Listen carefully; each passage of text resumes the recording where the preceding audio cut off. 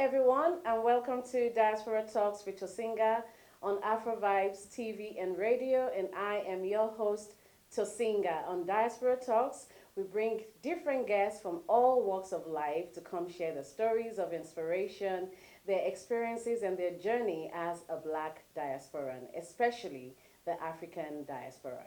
And today, I am so excited to present to you a very, very special brother and friend of mine, a legendary musician, an educator, a walking history book on African music, Mausiki Scales, aka Professor Mausiki Scales, aka band leader Mausiki Scales. Welcome to the show.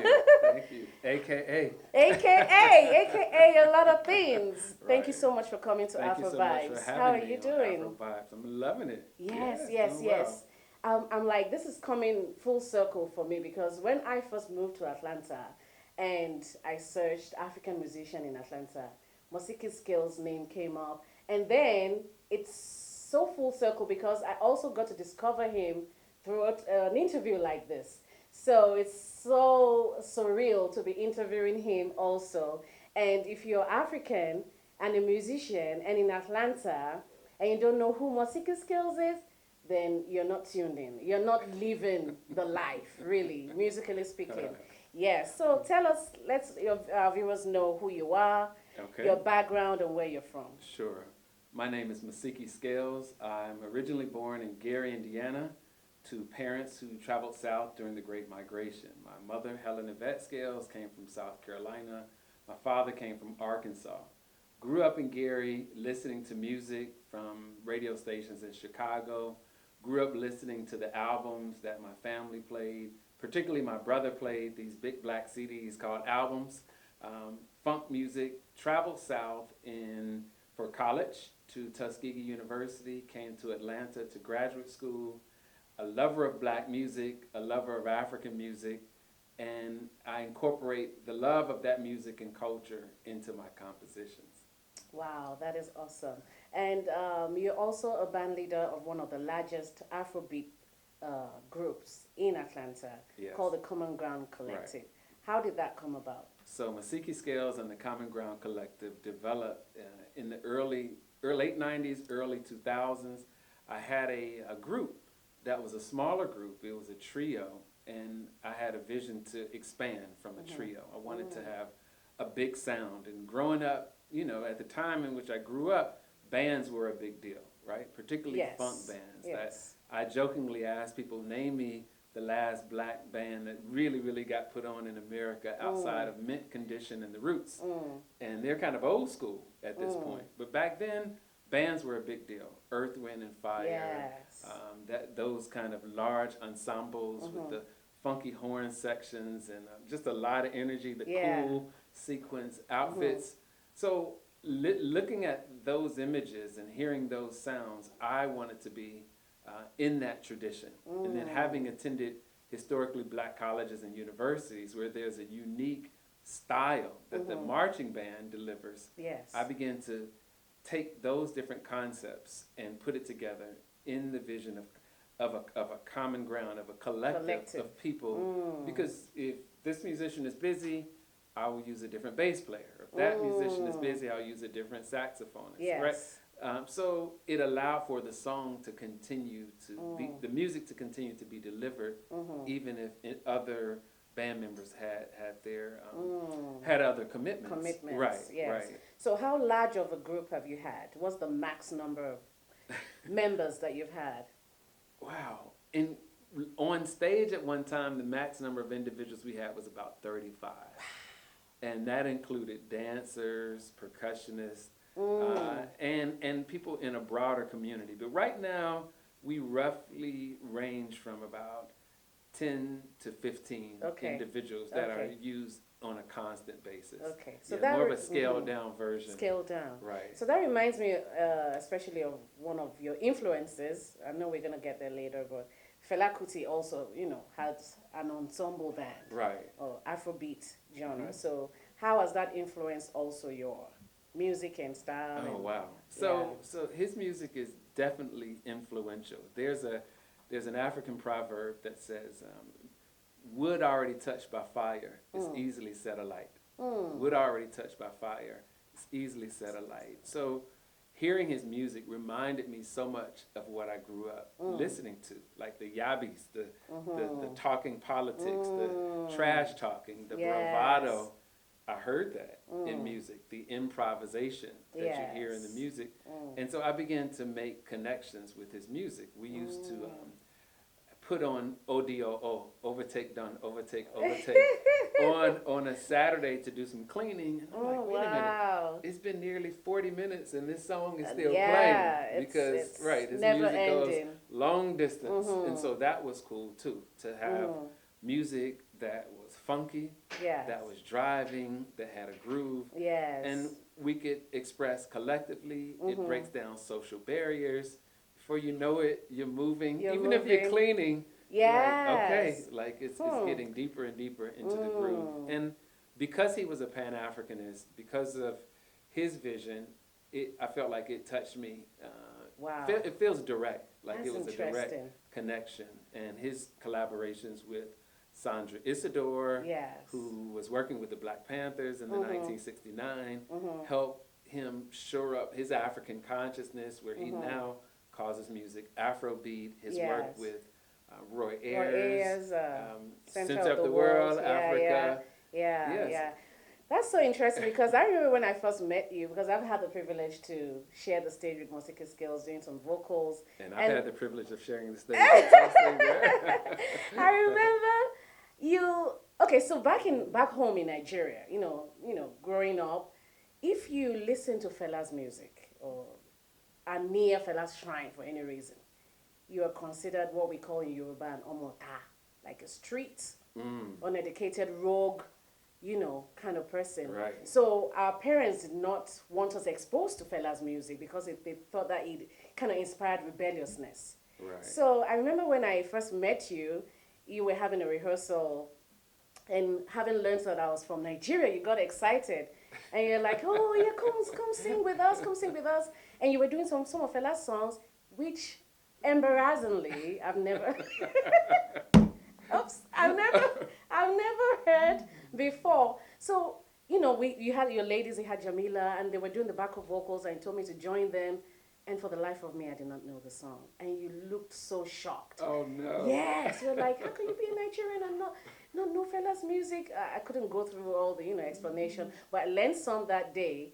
And it's quite interesting for us Africans in the diaspora. That is when we come here that we get to know more about who we are, or even African history, because it's not taught in schools. Which brings me to the next question to you, because you're also a professor. Right. You're an educator, and like I said, you're walking human form of a history book on Africa. So you are a professor at Georgia State and many other institutions. You're a professor of African American history or African American music? Africana studies. Africana studies, but I do teach a class on the history of African American music. Okay. So that's a specialty course, but the courses I cover just speak to the history of Africa as well as the African diaspora, including North America. Right. Yeah. How long have you been a professor? Since 1995. Wow. That's something. We need you to come to Nigeria and teach us. Yeah. And not only Nigeria, I mean, every other African country, but it also leads me to the next question of you going to Ghana, which is the African country that you visited. Sure. Tell us about that experience. Okay. Well, going to Ghana, I had gone to Senegal first. Oh, right? really? Senegal was my Senegal was my first travels to the continent of Africa. But going to Ghana, I went to a region, Kumasi, in a smaller area known as Mampong or Mampong Road. And it was my invitation home. I felt very connected. I felt very accepted. I felt like I got the warm hug that I wanted. I think that for Africans of diaspora, Black people in diaspora, I think that sometimes we were waiting for that moment where it's like, what happened?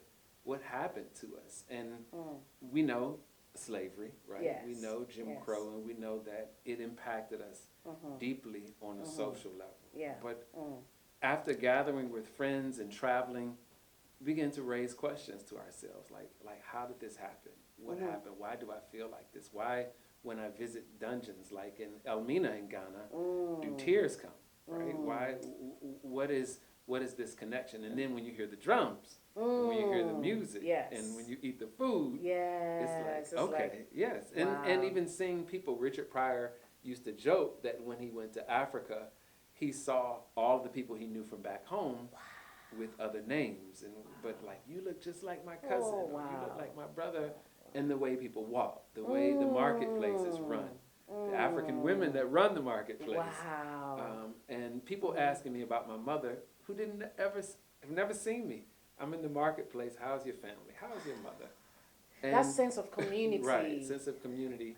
So it felt there was a connection, and then there are moments where that you didn't feel the connection, and where we were labeled Obruni, which is local term for, hey, you're a European or you're a white man, and we had to explain that, you know, there's more cousins, going on. Yeah, right. There's more we're the going same on as you. Yeah, than that. Wow. Right. But you had the opportunity to perform with Stevie Wonder in Ghana. Yes.